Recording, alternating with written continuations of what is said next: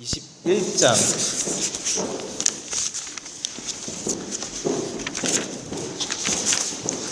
21장 같이 읽겠는데요. 15절부터 17절까지의 말씀 우리 같이 찾아서 우리 한 목소리로 같이 읽겠습니다.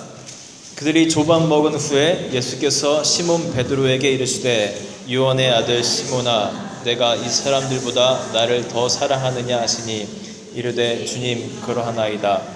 내가 주님을 사랑하는 줄 주님께서 아시나이다. 이르시되 내 양을 먹이라 하시고 두 번째 이르시되 요한의 아들 시몬아 내가 나를 사랑하느냐 하시니 이르되 주님 그러하나이다. 내가 주님을 사랑하는 줄 주님께서 아시나이다. 이르시되 내 양을 치라 하시고 세 번째 이르시되 요한의 아들 시몬아 내가 나를 사랑하느냐 하시니 주께서 세 번째 내가 나를 사랑하느냐 하심으로 베드로가 근심하여 이르되 주님 모든 것을 아시오매 내가 주님을 사랑하는 줄을 주님께서 아시나이다. 예수께서 이르시되 내 양을 먹이라. 아멘. 영국에는 오늘 새롭게 시작된 거 보죠? 새롭게 끝난 거.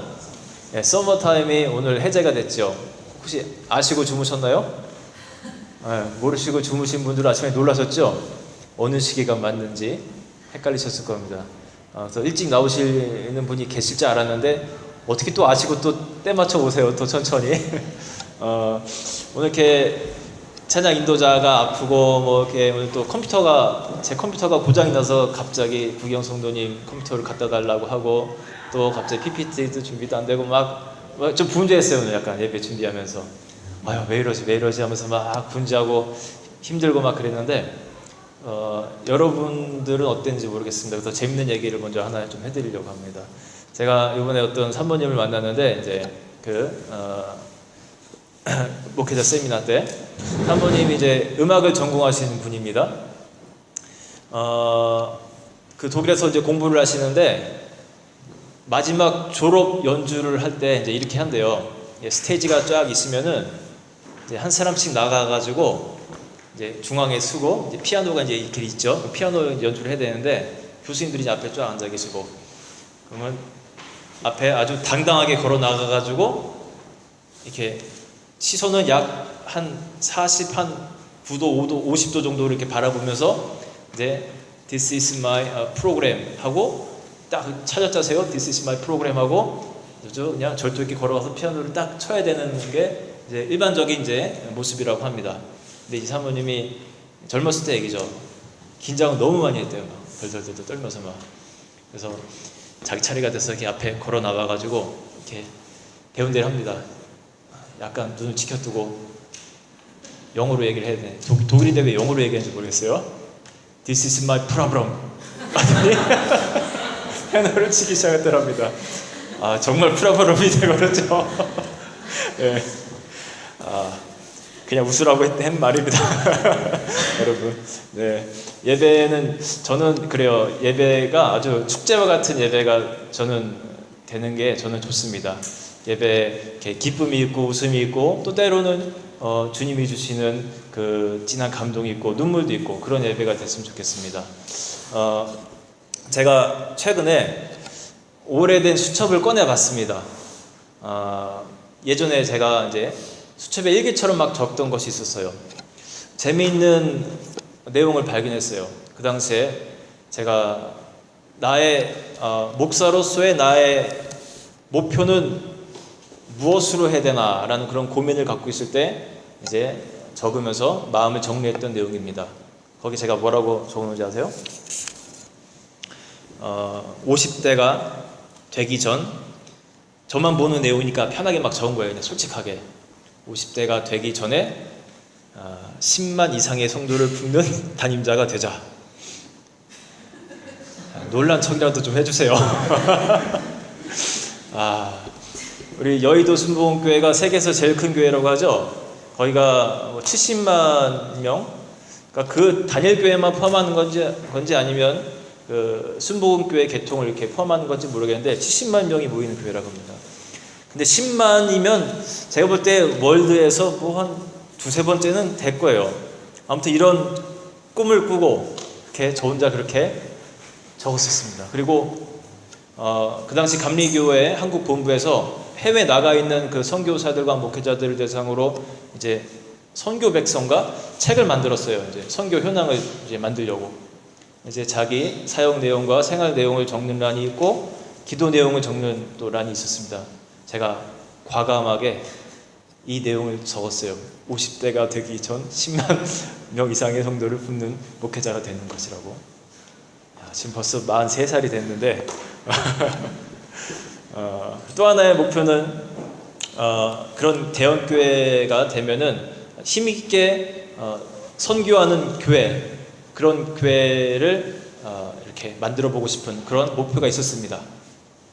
이제는 조금 밑에다가 제가 그러면 목사로서 나의 목적은 무엇인가, 목적에 대해서도 제가 노트를 한번 해봤습니다.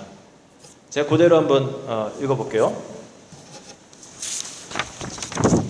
목사로서의 나의 인생의 목적: 참된 예배자, 영혼 구원, 전도자, 신실한 예배 인도자, 영혼을 치료하는 설교자이자 목회자, 교회를 바르게 운영하는 책임자.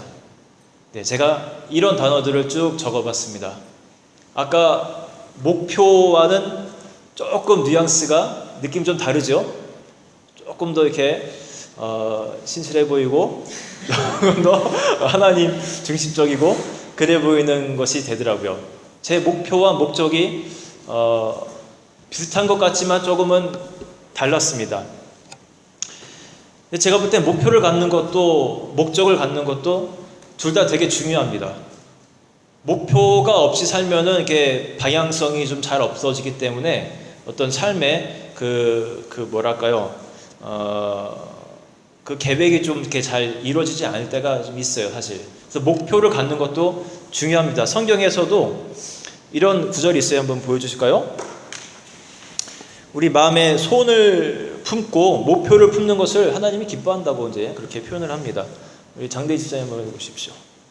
너희 안에서 행하시고 있는 하나님이시니 자기의 기쁘신 뜻을 위하여 너희에게 소원을 두고 행하게 하시나니. 네, 자기 자신의 하나님의 기쁘신 뜻을 위하여 우리에게 소원을 두고 행하게 하신다고 합니다. 우리가 기도하면서 어떤 좋은 목표를 갖는 것은 좋은 거예요. 결코 뭐 세상적인 거나 나쁘다는 얘기를 하는 것은 아닙니다. 그런데 제가 그 수첩에 목표와 목적을 적고 맨 밑에다가 크게 뭐라고 썼는지 혹시 아세요? 영어로 썼습니다. No purpose, 한번 보여주실까요? No goal이라는 그 영어를 문장을 써봤습니다. 제가 어디서 카피한 거예요. 벤치마킹을 한 겁니다. 그 변호사 이제 사무실에서 이런 광고를 해요. 자기네들은 no win, no fee라는 이제 광고를 합니다. 무슨 뜻인지 아시겠어요? No win, no fee. fee 발음을 잘해야 돼요. P라고 하면 이제 안 됩니다. 네. 이제 she지요, she. 네. 자기가 이기지 못하면은 이제 fee를 요금을 받지 않겠다. 이제 그런 내용이었어요. 아주 좋죠. 그래서 제가 거기서 벤치마킹해서 목적이 없으면은 목표를 이룰 수 없다라는 그런 생각을 하면서 그렇게 적어봤습니다. 우리 교회에 몇 년 전에 수정 목회자 전도사님이 계셨습니다. 만나신 분들도 계신지 모르겠어요. 아마 대부분 안 계셨는데 그때는 우리 교회가 뭐 학생들도 많고 뭐 어떻게 우리 한국 교회에서 허락을 해줘서 수정 목회자 전도사님을 한 명 이렇게 TO를 내줬습니다. 지금은 이제 TO가 현재는 없어요. 그 전도사님과 제가 이제 가깝게 지내면서 이제 물어봤습니다. 어떤 목표를 이제 갖고 이제 살아가냐고 제가 물어봤습니다. 그랬더니 그분의 가장 큰 관심이고 목표는 아주 훌륭한 그 설교자가 되는 것이 꿈이었어요. 설교에 관심이 많은 분이었습니다. 그래서 늘 이제 뭐 설교 뭐 이렇게 테이프도 많이 듣고 그런 것 같더라고요. 그래서 제가 지도 목회자니까 이렇게 제가 이런 조언들을 많이 해줬습니다. 뭐 최고의 설교자가 되기 위해서는 우리가 해야 될 것이 많아요. 사실 공부도 많이 해야 되고요. 책도 많이 봐야 됩니다.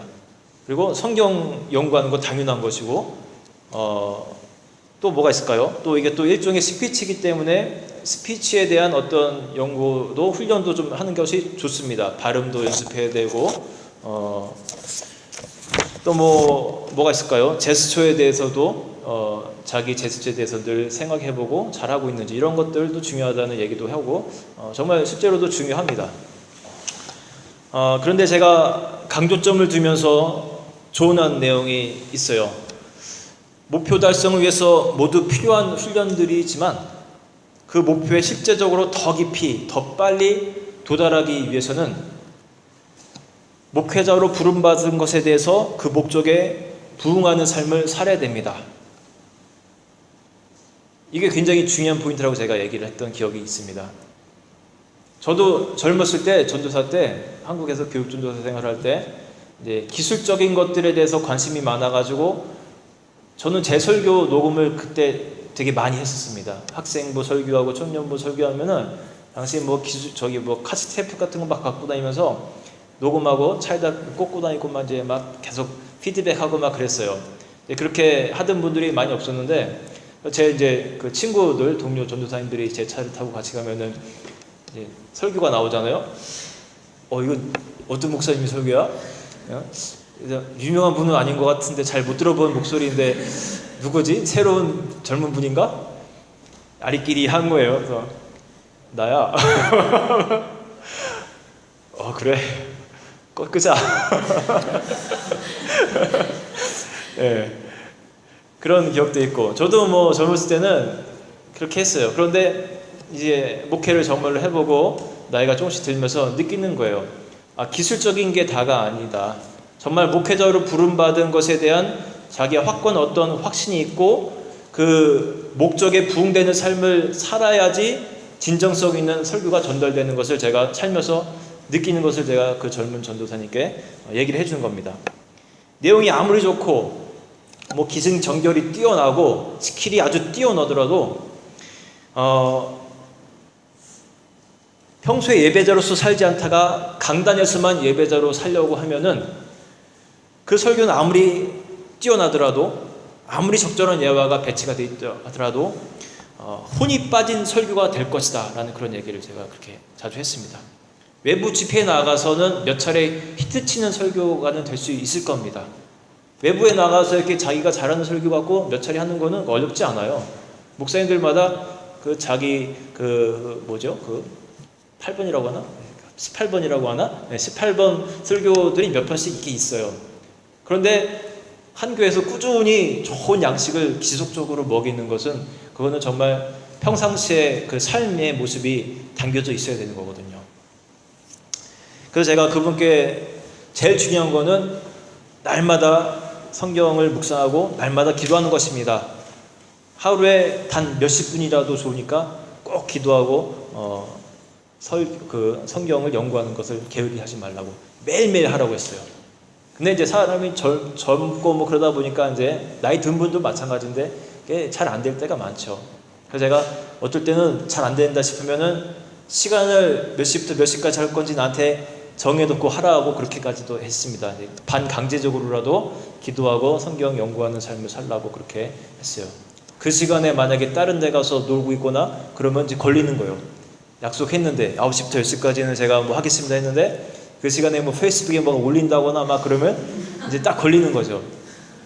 그렇게 해서라도 제가 이제 좋은 목회자를 만들고 싶은 마음에 그렇게 했던 기억이 나요. 지금까지 했던 이야기는 저 자신에게도 물론 해당되는 것이고 앞으로도 계속해서 적용되는 것입니다. 목표도 중요하지만 목적을 향하면서 목적을 이루면서 사는 것이 훨씬 더 중요합니다. 그러면 우리 인생의 목적이 무엇인지 잠깐 우리가 살펴봐야 됩니다. 사람마다 주어진 목적은 조금씩은 달라요. 그것은 있습니다. 그런데 보편적인 목적이 분명히 있습니다. 우리 성경을 한번 같이 보겠습니다. 시편 150편 앞에 화면을 볼까요? 6절을 보면요. 우리 도훈이 형제 한번 읽어줄까요? 호흡이 있는 자마다 여호와를 찬양할지어다. 할렐루야. 아멘. 하나님이 인간을 창조하신 궁극적인 그 목적, 그 이유는요, 하나님을 찬양하는 것입니다. 그것이 하나님께 기쁨이 되는 거거든요. 호흡이 있는 모든 자는 하나님을 찬양할 것이다. 우리 인간의 보편적인 창조 목적이에요.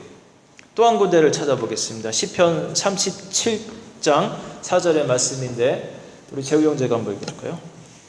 또 여호와를 기뻐하라. 그가 내 마음의 소원을 내게 이루어 주시도다. 아멘. 여호와를 기뻐하는 것, 여호와를 참으로 이제 사랑하는 것, 그렇게 표현할 수도 있겠죠.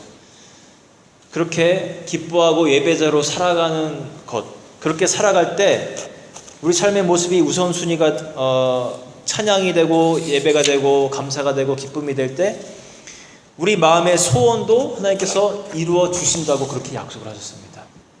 목적에 맞는 삶을 살아갈 때 우리 마음속에 주신 그 소원도 이루어 주신다고 하나님이 약속을 하신 거예요. 다윗의 경우를 한번 잠깐 보겠습니다. 어릴 적에 그냥 양치기였어요. 젊은 시절에. 그런데 그는 하나님을 사랑하는 마음이 아주 뜨거운 소년이었습니다.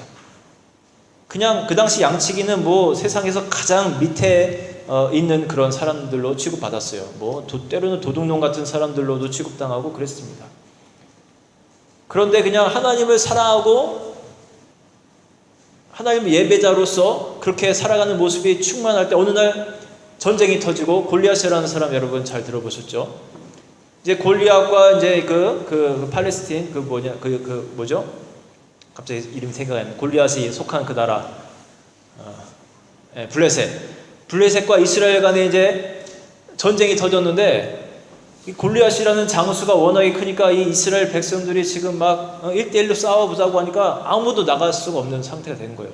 근데 골리앗이 가만히 있는 것이 아니라 막 소리를 지르면서 몇 날 며칠 동안 니네 이스라엘의 니네 하나님은 뭐 죽었냐 하면서 온갖 저주를 붓는 겁니다. 너네 신이 뭐 진짜 신이냐 하면서.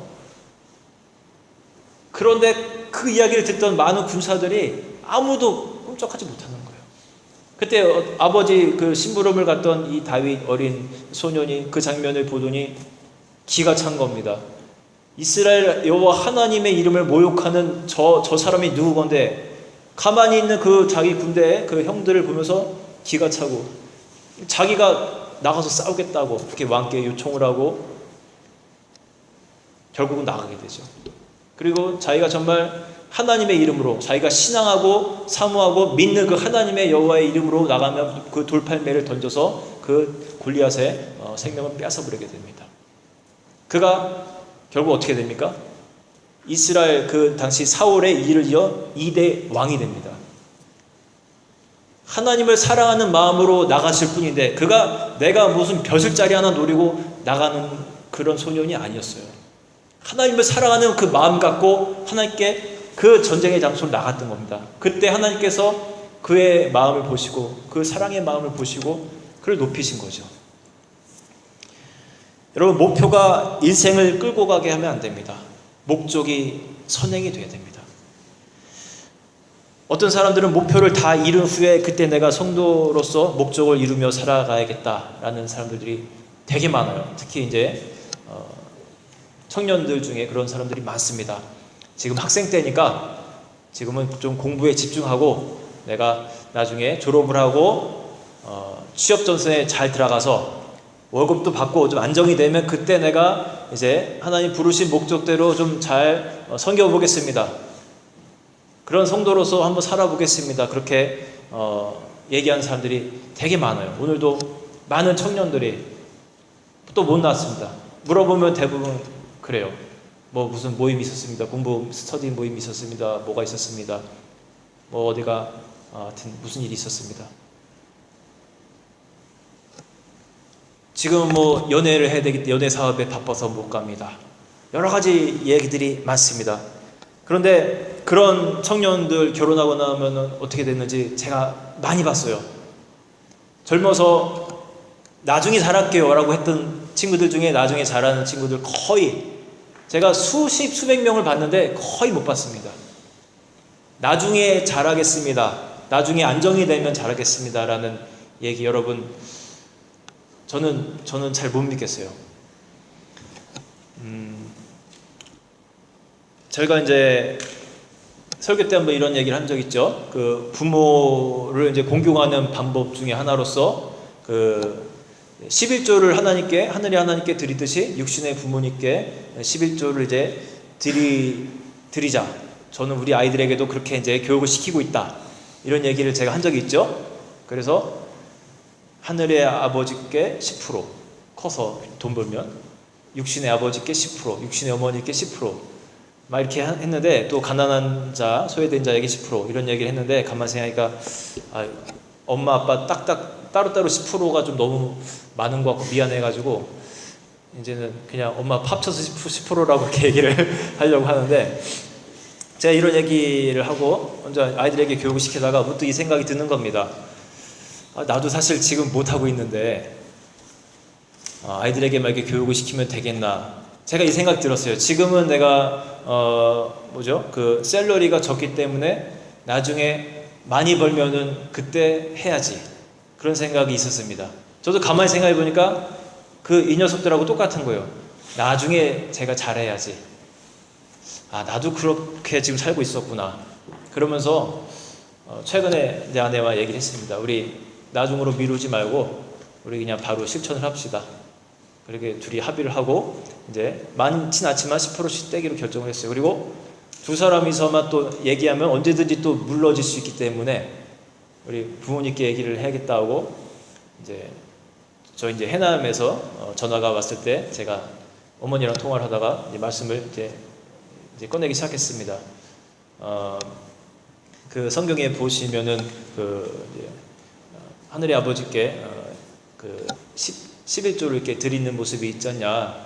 그리고 부모를 효도하라는 계명이 10계명 중에서 5계명이 있는데 저도 좀 이렇게 그런 삶을 좀 실천을 좀 해야 될 것 같다, 이런 얘기를 꺼내니까 어머니가, 평상시 어머니가 말씀이 되게 많으세요. 제 말을 잘 안 들으세요. 막 당신 얘기 막 계속해요. 콩나물 씻고 뭐 밥 깔고 뭐 이런 얘기 막 계속 하시고 한 30분 하시다가 무슨 얘기 하려고 그러면 끊자고 끊어버리시는데, 와, 제가 이 서두를 딱 말하니까 어머님이 조용해지십니다. 급 관심을 보이시는 거예요. 더 얘기하라는 그 뒤가 궁금하다. 그 뒤가 어떻게 됐느냐 얘기를 하라는 마음으로 집중하시는 거예요. 그래서 하늘의 아버지께 10%를 드리듯이 또 5계명에 있는 내 부모를 공경하라는 그 말씀을 실천하고자 저희가 그렇게 마음을 먹었습니다. 육신의 부모님께도 우리 소득의 11조를 드리려고 그렇게 합니다. 그런데 이제 부모님이 또 이쪽에도 있잖아요. 이쪽에도 부모님이 계시잖아요. 네, 대전에도 우리 외가가 계시잖아요. 그래서 대전 부모님에게도 또 같이 드려야 되기 때문에 5%씩 따로따로 이렇게 떼어서 앞으로 그렇게 드릴 테니까, 지금은 약속하지만 이렇게 조금씩이라도 드릴 텐데, 아무튼 평생 그렇게 계속해서 지속해서 그렇게 효도를 하겠다고 말씀드리니까 어머님이, 이 전화기 건너에 있는 그 목소리지만 그 숨소리라든지 그 뉘앙스라든지 목소리라든지, 태어나서 그렇게 기뻐하시는 건 제가 처음 봤습니다. 너무너무 흐뭇해하고 막 이제 좀 편안하게 살겠구나 하는 어떤 안도감 같은 게 쫙 느껴지는 게 이렇게 느껴졌어요. 대전 부모님한테 아직 말씀 안 드렸는데 오늘 당신이 전화해가지고 알려드리면 될 것 같아요. 나중에 잘해야지, 나중에 더 좋은 성도가 돼야지 하는 마음. 여러분, 나중에라는 그 단어는요, 너무 오랫동안 가슴에 복원하면 안 됩니다. 나중에라는 단어가 딱 자꾸만 떠올리면은 지금으로 바꾸는 훈련을 우리가 해야 돼요. 하나님이 우리를 지으신 그 목적대로 사는 것을 지금 바로 시작해야 됩니다. 우리의 인생의 마지막 날에 하나님께서 우리에게 물으실 것은요, 네가 네 목표를 다 이루었니? 그게 아니에요. 하나님은 별로 관심이 없어요. 목표 이루었니? 네가 준비하던 그거 시험 합격해서 그 자리에 올라가니? 이거 별로 관심 없습니다. 제가 경험한 하나님은 그랬구나, 잘했구나 정도지 별로 깊은 관심이 없습니다. 그분께서 관심 있는 거는 네가 네 삶 속에서 주어진 목적을 순간순간 착실하게 잘 이루면서 살았니? 네가 창조된 목적대로 순간순간, 지금 이 순간도 매 순간 잘 이루면서 살았니? 그 순간순간에 관심이 있는 거예요. 베드로전서 우리 말씀 한번 볼까요? 1장 17절의 말씀입니다. 우리 구경 성도님 한번 읽어주십시오. 외모로 보시지 않고 사람의 행위대로 판단하시는 이를 너희가 아버지라고 부르는지 너희가 아버지라고 했을 때를 매우 부르지. 여러분 이 말씀을 한번 이렇게 차근차근 한번 이렇게 잘 보시기 바랍니다. 외모로 보시지 않고 각 사람의 행위대로 판단하시는 이라고 그렇게 표현합니다. 절대 우리를 외모로, 우리의 포지션으로, 우리가 갖고 있는 것으로 판단하는 분이 아니라는 겁니다. 그리고 저는 나그네라는 말이 참 주목하고 싶습니다. 우리의 인생 길이요 나그네예요. 여기가 종착지가 아니라 태어나서 잠시 살다가 돌아가는 나그네 길이라는 겁니다.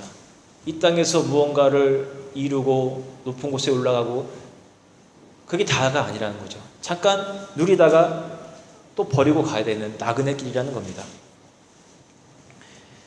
그리고 계시록의 20장 12절의 말씀을 우리가 한번 보고 싶은데 우리 저기 한번 우리 이 저기 세상 상황 상승하죠.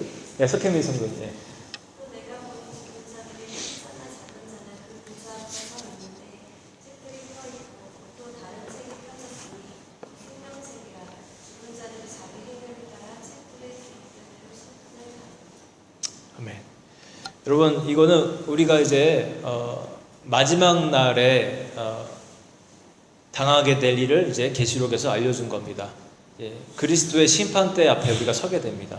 우리가 죽으면은 너나 할 것 없이 모두가 다 그리스도의 심판대로 가게 되고 거기서 이제 하나님의 심판을 받게 되는 거예요. 근데 거기 잘 보시면은 그 보좌 앞에 서 있는데 책들이 펴 있고 복수로 되어 있습니다. 책들, books. 그리고 또 다른 책이 펴져 있으니 여기는 단수예요. book입니다. 곧 생명책이라고 합니다. 이 book은 우리의 구원받는 자와 구원받지 못하는 자로 나눠져 있는 그 생명책이고, 그러면 books는 뭘 말할까요? 많죠. 일단 양이 많아요. 양이. 이것은 거기 보시면요, 자기 행위를 따라 책들에 기록된 대로라고 표현이 되어 있습니다. 그 책들의 행위 책의 한마디로 그 책에는 우리의 행위들이 쫙 기록되어 있는 것입니다. 그리스도의 심판대 갔을 때 하나님 이것을 주목하신다는 거예요. 네가 무엇을 이루었니가 아니라 어떻게 살아왔니? 아까 말씀드린 것처럼 매 순간 어떤 모습으로 살아왔니에 관심을 갖는다는 말씀입니다. 근데 우리는 이 시대에 너무 목표만을 위해서 달려가는 것 같아요. 그렇게 살고 있지는 않습니까 혹시 여러분?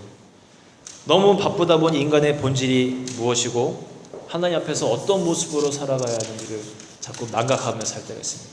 여러분 너무 바쁘면요 사람이 폭력적이 됩니다.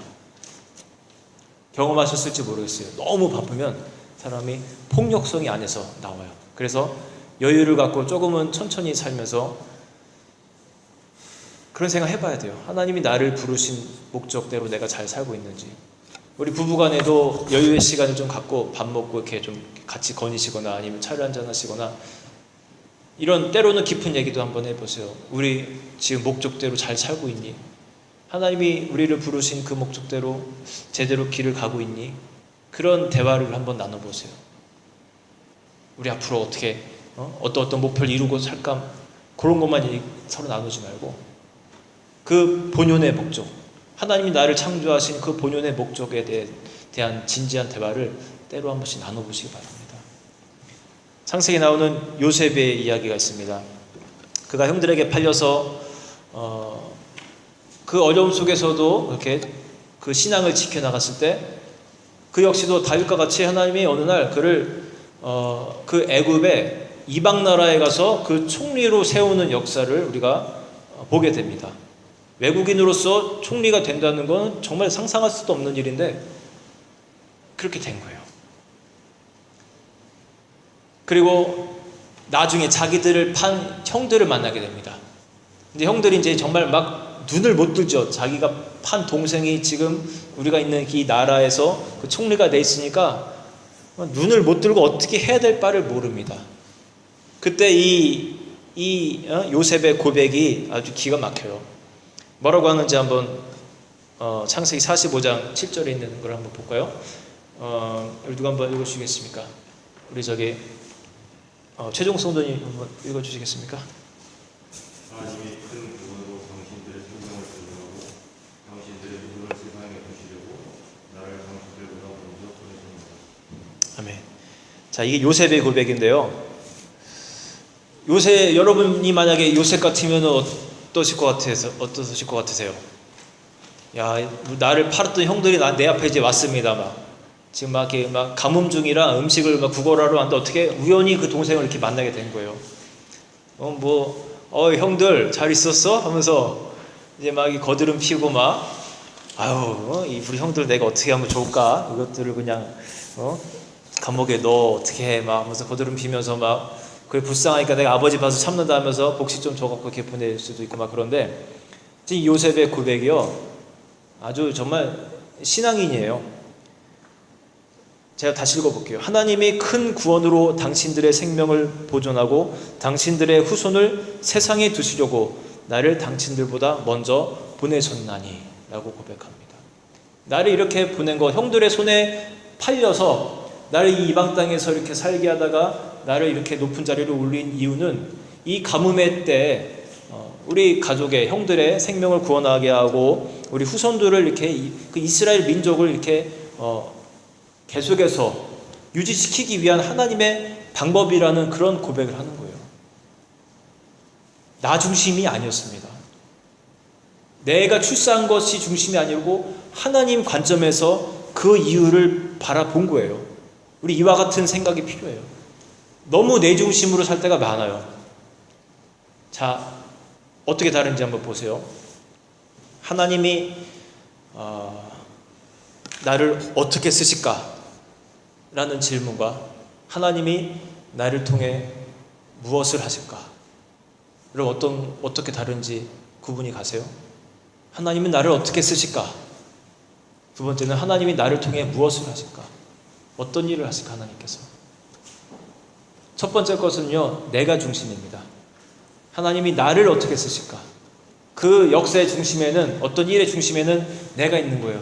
내가 빛나야 되고 내가 영광스러운 자리에 올라가는 것이 관심 있는 것입니다. 나를 어떻게 쓰실까? 많은 사람들이 이것에 지금 빠져 있어요. 그런데 그것이 아니에요. 이 요셉과 같이 내가 빛나는 것이 아니라 하나님이 나를 통해서 무엇을 하실까? 그것에 관심을 갖는다는 겁니다.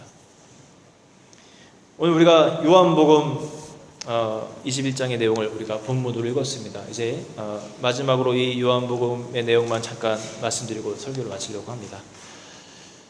여러분 기억나시죠? 내가 나를 다른 사람들보다 더 사랑하느냐라는 질문을 던졌습니다. 네가 나를 사랑하느냐? 이런 질문을 던지면서 계속해서 네가 나를 다른 사람들보다 더 사랑하느냐? 3번이나 물어봅니다. 베드로야, 네가 나를 사랑하느냐? 예, 주님, 내가 주님을 사랑하는 줄 주님께서 아십니다. 네가 정말 나를 사랑하느냐? 예, 주님 아시지 않습니까? 내가 주님을 사랑합니다. 이렇게 3번의 질문을 마쳤을 때 그때 비로소 예수께서 말씀합니다. 그러면 내 양을 먹이라. 많은 사람들이 내 양을 먹이는 것에만 관심을 갖지 하나님 아버지를 사랑하는 것에는 뒷전을 놓을 때가 많습니다. 특히 이제 목회자들이 많이 갖고 있는 이제 딜레마, 실수 중에 하나예요. 제가 아까 서두에 말씀드린 것처럼 큰 목회를 꿈꾸는 사람들이 많습니다. 그런데 먼저 선행되어야 하는 그 대답은요, 예수님의 대답에 내가 대답하는 거예요. 질문에 대답하는 겁니다. 네가 나를 사랑하느냐? 예, 제가 정말로 주님을 사랑합니다. 그 질문이, 그 대답이 선행될 때 하나님이 그 후에 우리의 마음에 있는 소원을 이루어 주시는 거예요. 여러분 거꾸로 되면 안 됩니다. 목표가 절대로 내 인생의 목적을 앞서 나가서는 절대로 안 됩니다. 이 세 번의 물음을 들으면서 저는 개인적으로 어떤 생각도 했는지 아세요? 왜 세 번을 이제 물어봤냐? 뭐 신학적으로 여러 가지 해석들이 있어요. 뭐 또 단어 사랑이라는 단어가 또 뭐 다르기도 하고 그 헬라어로 볼 때. 그런데 저는 그냥 그런 거 다 이제 접어놓고 자꾸만 물어보시는 그 예수님의 그 질문 속에서 전 개인적으로 저한테 자꾸만 물어보는 것 같습니다. 네가 옛날에 그토록 그렇게 나를 사랑하고 진실한 마음으로 목회하고 그렇게 했었는데 때로는 네가 지금 매너리즘에 빠져 있는 것 같지 않니? 네가 정말로 나를 사랑하는 마음으로 목회하니? 라는 그런 질문으로 저는 이렇게 오늘 본문을 보게 됐습니다. 여러분, 우리가 인생에 있어서 매너리즘에 빠질 때가 되게 많아요. 그냥 내 목표에만 집중하면서 내가 올라가야지, 가야지, 실수하면 안 되지, 실패하면 안 되지, 여기에만 집중하면서 살 때가 되게 많습니다. 여러분, 하나님의 오늘 질문의 소리를 여러분 귀도 한번 들으시기 바랍니다. 네가 나를 정말로 사랑하느냐? 우리를 창조하신 그 목적에 여러분 부응하시면서 살아가시는 여러분 다 되시기를 주님의 이름으로 축원합니다. 아멘. 같이 찬양하겠습니다. 내가 주인 삼은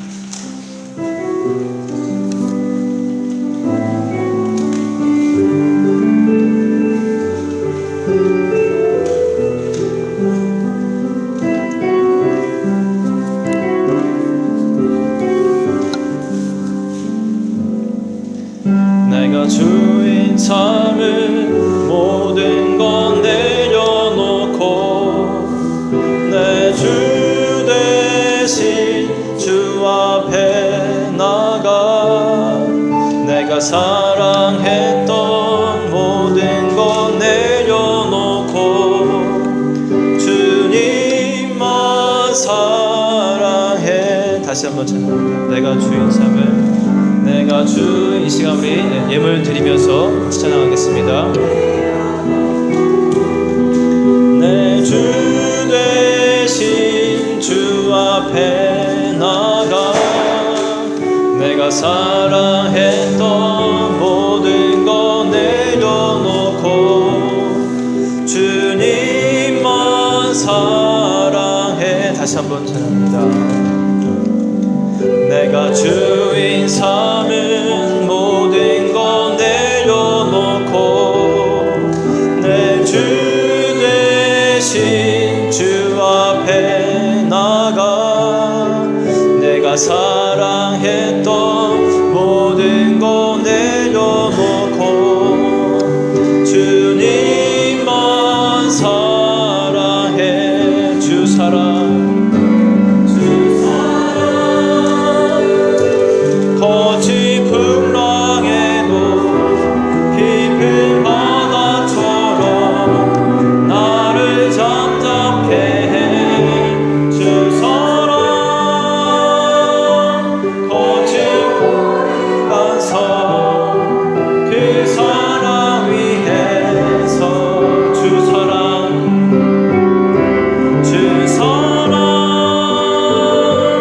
거친 풍랑에도 깊은 바다처럼 나를 잠잠케 해.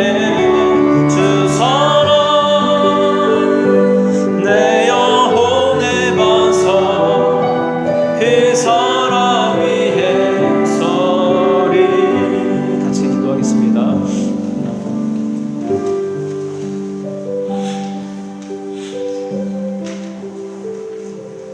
저도 오늘 설교를 준비하면서 많은 반성을 했습니다. 하나님 앞에 너무 목표만을 향해서 살아가고 있는 내 삶은 아닌지 나도 모르게 저도 이 설교를 준비하면서 회개하고 다시 내 목적을 돌아보게 되었습니다. 여러분도 저와 같으면 좋겠어요. 우리가 너무 쉽게 이 또 세상적인 어떤 그런 풍조 때문에 목표 지향적인, 성공 지향적인 삶을 추구할 때가 많습니다. 그러나 하나님이 원하시는 것은 아까 우리 본문에서도 본 것처럼 내가 무엇을 이루는 것이 아니라 하나님 관심은 거기 별로 없거든요.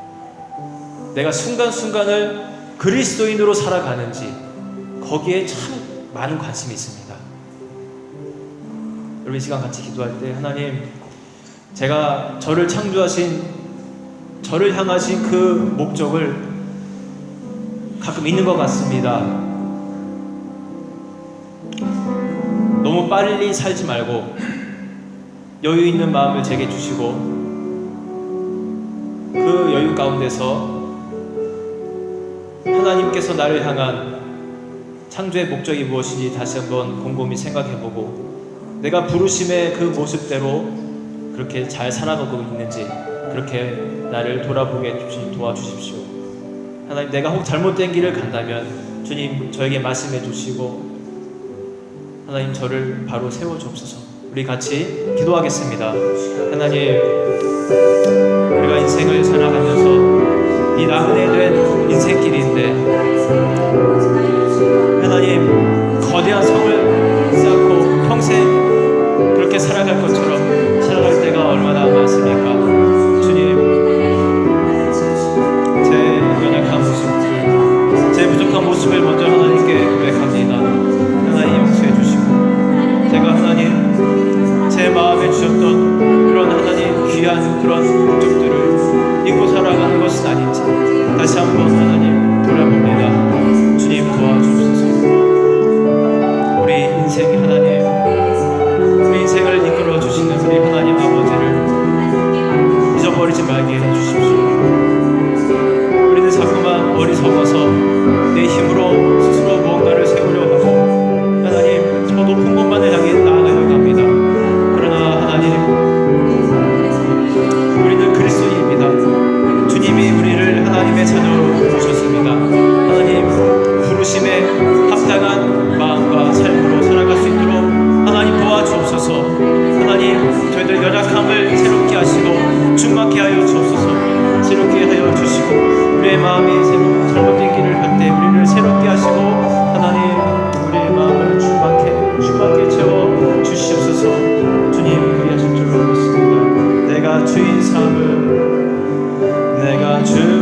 삼을 모든 것 내려놓고 내 주 대신 주 앞에 나가 내가 사랑했던 모든 것 내려놓고 주님만 사랑해. 내가 주인 삼을 모든 것 내려놓고 내 주 대신 주 앞에 나가 내가 사랑했던 모든 것 내려놓고 주님만 사랑해. 주 사랑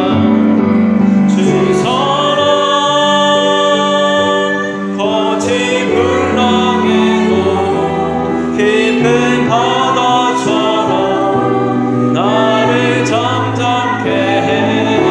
주 사랑 내 영혼의 반석 그 사랑 위에 서리. 주 사랑 거친 풍랑에도 깊은 바다처럼 나를 잠잠케 해. 주 사랑 내 영혼의 반석 그 사랑 위에